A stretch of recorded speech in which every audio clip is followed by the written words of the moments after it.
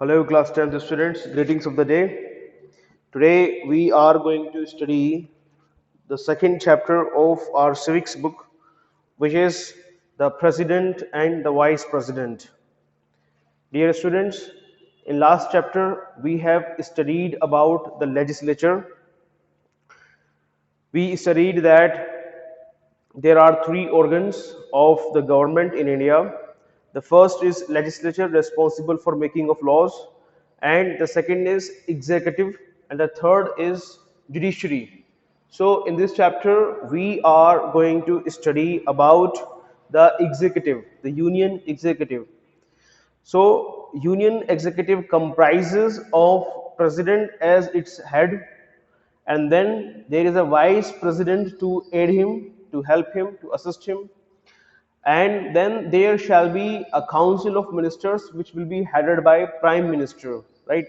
So president, vice president, prime minister, council of minister, and various other employees of the Indian government together form union executive. There are so many types of services like Indian civil services, administrative services, police services, foreign services, forest services, railway services, revenue services. The employees, the officers of all these services, along with these people, okay, they form executive. Executive is of two types. First is permanent executive, and second is temporary executive. Temporary executive is comprised of president, vice president, prime minister, and council of ministers. Means all the representatives, those who are elected for a term of 5 years, falls under the category of temporary executive. Whereas on the other hand, there is a permanent executive. It includes officers of A grade, B grade, of all types of services, as I have already told you, like revenue services, railway services, and police services, administrative services, postal services, and so on. So today we are going to study about one of the element of this union executive, which is the prime minister in detail. Sorry, the president in detail, not prime minister. Sorry, the president in detail. So, dear students, the president, he is the constitutional and executive head of the state and the supreme commander of defense forces. This we have already studied in last chapter. His other names are nominal head, ceremonial head, golden zero, executive head, constitutional head, right? So in 2015, one question was asked in ICSE exams that who is the constitutional head of the country? So the answer is the president, right? This time they may ask you, okay, who is called the nominal head or the ceremonial head or the golden zero or the executive head of the country. Now, dear students, though the president is the head of a state, but according to our constitution, he is bound to follow the advice given by prime minister and council of ministers. Now here, I told you these many names: nominal, ceremonial. So it is showing that okay, president is just a designatory, or you can say he is head of the country for the namesake, whereas the real power lies in the hands of prime minister. Prime minister along with the council of minister, right, they advise president, and president is bound to follow their advice. Okay, now we will study what are the qualifications required to be president of India. So first requirement, so this question was also asked in 2015, right? They may ask you to write three qualifications required to be president of India. Then you have to write all these. A person should be citizen of India. He should be above 35 years old. He should be 35-year-old or above. He should be qualified for election as MP Lok Sabha. These are the qualifications required in order to be the president of India. Now we will study about the how president is elected. So president is elected by an electoral college. Electoral college is a college of all the voters who vote for president. Now, this electoral college for the election of president is comprised of elected members of parliament plus elected members of legislative assemblies of all 28 states as well as two union territories, that is Delhi and Pondicherry. I repeat that the electoral college for president is comprised of elected members of parliaments plus elected members of legislative assemblies of 28 states as well as two union territories, that is Pondicherry and Delhi. In this election, nominated members of parliament or assembly are not allowed to vote. The election of president is held in accordance with the system of proportional representation by means of single transferable vote. So, proportional representation by means of single transferable vote. In this type of election, the voters cast their vote not to just one candidate but to so many candidates in order of his preference.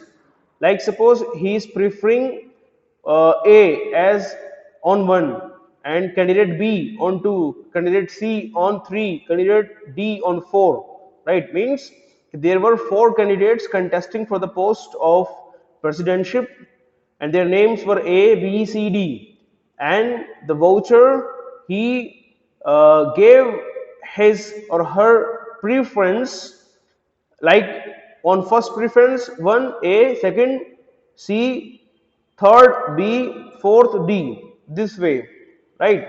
So that is called proportional representation by means of single transferable votes. In this type of elections, the votes, if uh, the electoral quota is not acquired by either of the candidate, then the second preference votes are distributed among the candidates. So this thing we are going to study in more detailed manner. I will make one more video on this particular topic, that how the election of president of India takes place, what is the manner for that, and what is the value of votes of members of parliament as well as members of legislative assemblies of different states. And we will also study in detail that what is the meaning of proportional representation by means of single transferable vote, how this indirect election takes place, what is the manner of election. For this thing I will make a detailed video of half an hour. I'll explain you on blackboard, right? So right now just you need to understand this much only which I have told you. Direct election and indirect elections. Direct elections are those elections in which the voters, like we people, the citizens of India, cast their vote directly. Like we cast our votes for the election of Lok Sabha member or MLA, member of legislative assemblies. These types of elections are called direct elections. But what is the meaning of indirect election? Indirect election is that election in which the representatives whom we have elected, they cast their votes on our behalf. Like suppose we are electing member of Lok Sabha, like Dr. Shafiqur Rahman Bark Sahab is MP of Sambal, right? So we have elected them. Now what will happen? Dr. Shafiqur Rahman Burke will cast his vote in order to elect president on behalf of the people of Sambal. So this is called indirect election. Here the president is getting elected not by the people directly but by their representatives whom they have elected. So this election is also indirect election. Now, what are the reasons for conducting indirect election for the president? First thing, if the president was to be elected directly by the people, he could become a rival center of power to the Council of Ministers. Our country, in our country, there is a parliamentary form of democratic government in which we cast our votes for the parliament, member of parliament, and the party who gets majority of votes or maximum number of seats, that party form their government, and the council of ministers, which is headed by prime minister, they are responsible for the governance of the country, right? They are the real head of the country.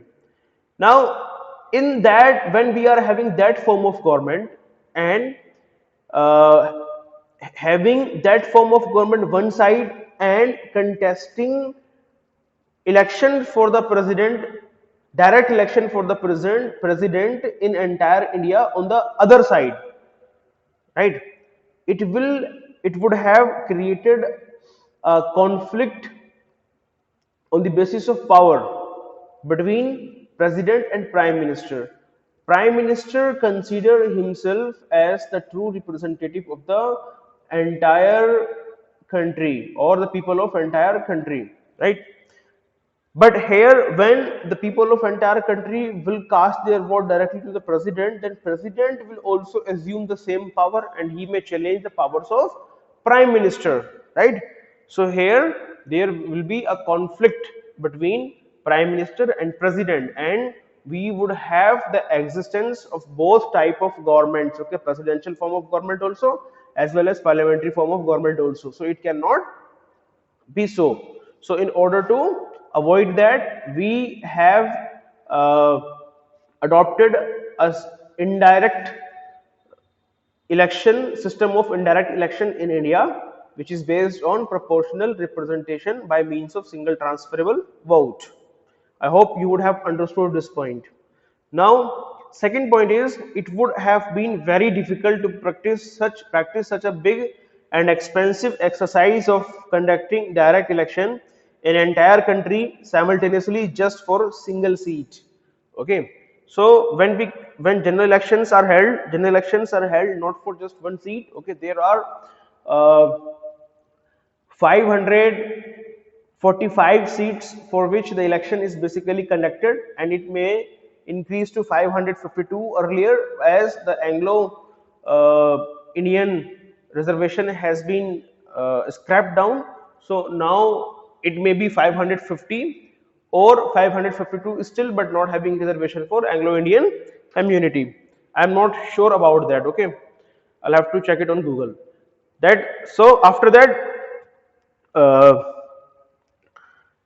Yes, it would be very difficult to practice such a big and expensive exercise of conducting direct election in entire country simultaneously just for a single seat. So it would have been very expensive practice. Okay, conducting election, making all people in line. Okay, making them stand in line, making queues. Okay, and shutting down India for one day, entire India. Okay, so it would have cost too much, right? And it was really expensive exercise.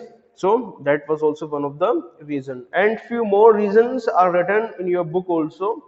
If you go and read those reasons, you will be able to understand very easily. There is no big deal in understanding that. Okay, now oath of office.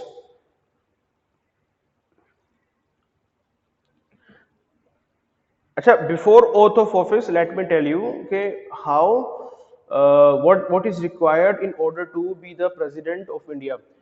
Is it that anybody who want to contest election of president can contest? Like suppose I am an ordinary man and I want to contest election of president. Will I be allowed to contest? Yes, I may be allowed, but there will be a condition. I should be supported. I should have a support of at least 50 members of electoral college, right? I should have means at least 50 members of electoral college.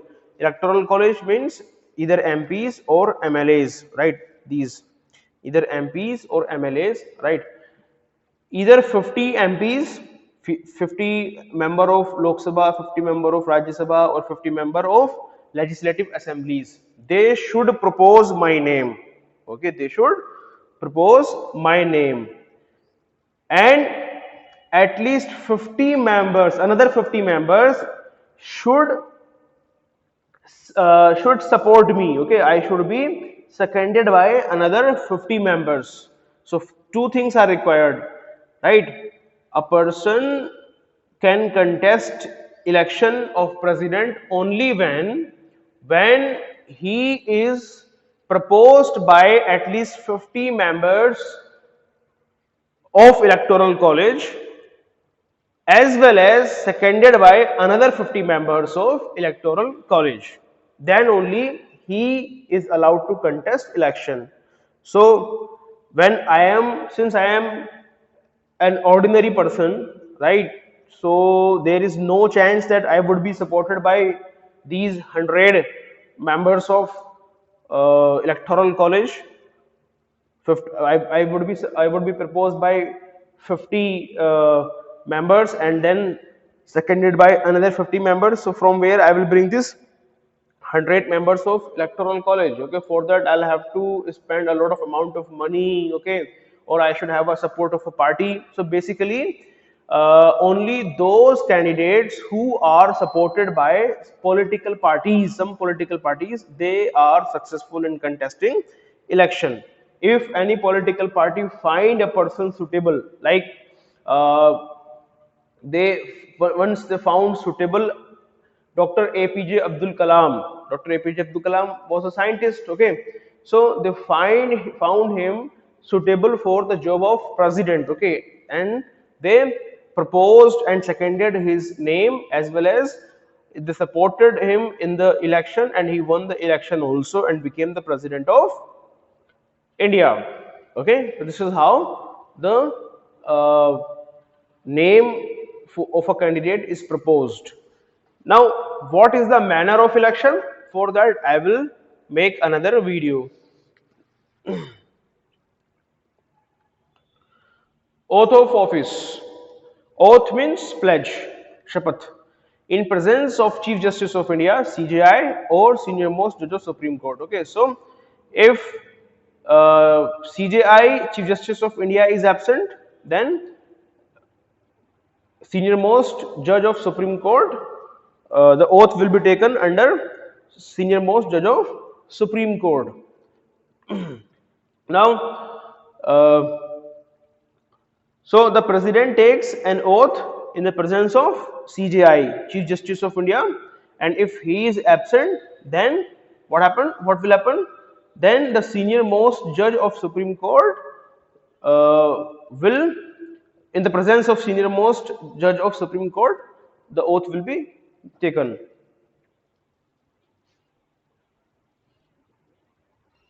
Then what is the term of office? Term means for how many years the president will work or will be elected once.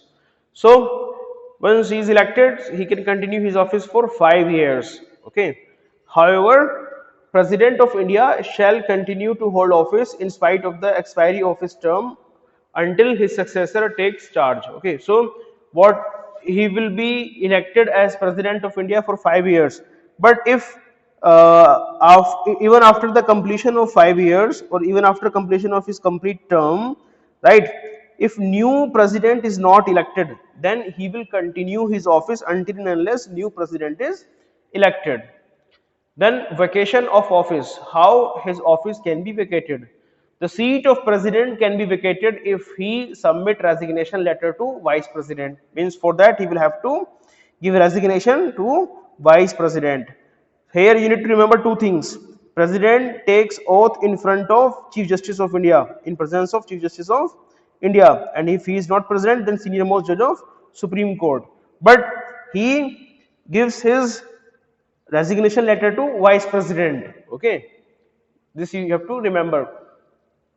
And second thing, submit resignation letter to vice president. Third thing, second thing, violate constitution, then through process of impeachment. If president of India is found guilty for some grave misconduct or some not obeying constitution of India, violating constitution of India, then he can be impeached, he can be removed by the process of impeachment. Now, what is the process of impeachment? What is the procedure for impeachment of the president? Right? So, first of all, what will happen? The charges against president should be leveled, should be prepared in either house.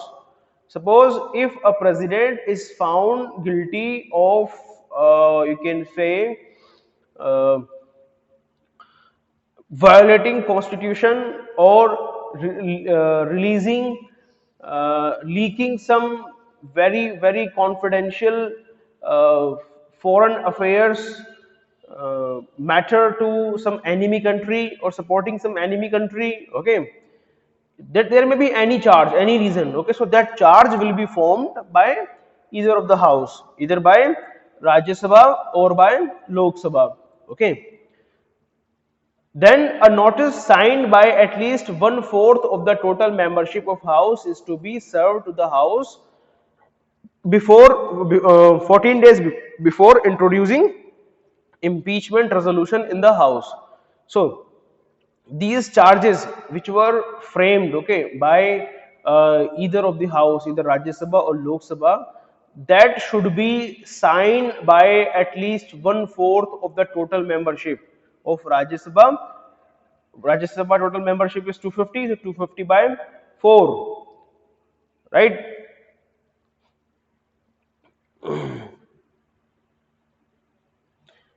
And if it is being presented in Lok Sabha, then 545 divided by 4, right? So it should be signed by these many members, okay, and it should be a notice signed by at least 1/4 of the total membership of house is to be served to the house 14 days before introducing impeachment resolution in the house, okay.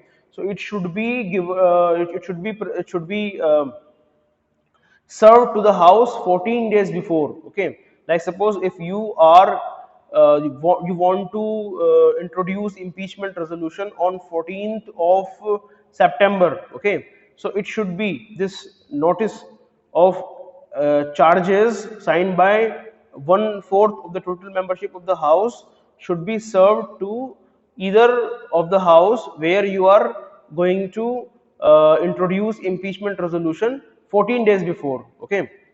You are supposed to uh, serve it on 1st of September if you want to introduce impeachment resolution on 14th of September. Now after that what will happen? This resolution will have to be passed by 2/3 of the total membership of that house. Suppose it was introduced in Rajya Sabha, then after discussion what will happen? It will be put to on vote, okay. Then in voting it should be passed by 2/3 of total membership of that house, okay. Two third means 66%, okay, more than that, 66 to 67% of the total membership. So 2/3 multiplied by 250, the result which we will get, by that only it should be passed, okay.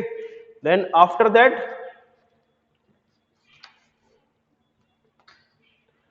another house will inquire into the charges leveled President has the right to appear and to be represented at such investigation. When investigation will be done by another house, and president has the right to appear and to be represented at such investigation. He may ask what is going on, okay, in this inquiry, and he will have to give answers to against the charges, okay. If as a result of investigation, a resolution is passed by a majority of not less than two-thirds of total membership of the another house, declaring the charges here being sustained, president shall stand impeached.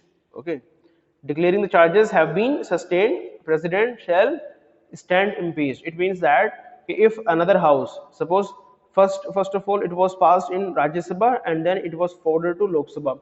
In Lok Sabha, what will happen? They will do investigation, right? Their president will also be available. He has right to be present there, okay. Then after that, if they found that okay, the charges which were leveled against the president, they are found true, okay, the charges have been sustained, so what will happen after that? The president shall stand impeached. President will be removed from his seat, from his position. This is called process of impeachment. This is how the impeachment of president takes place, right? So in next video we are going to study about the powers of the president. Thank you so much.